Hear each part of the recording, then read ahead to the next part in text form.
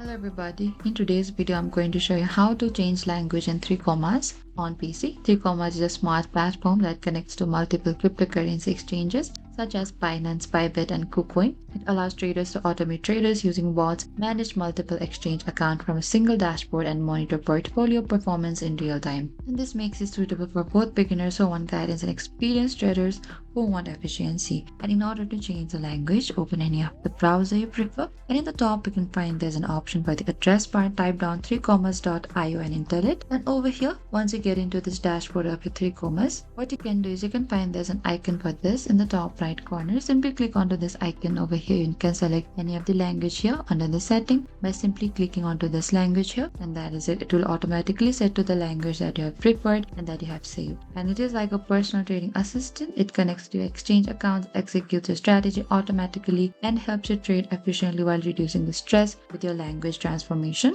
Thank you for watching this video. I hope I could help you on how to change language on 3commas. If you have any queries or confusion, please comment down below and we will reach out to you very soon.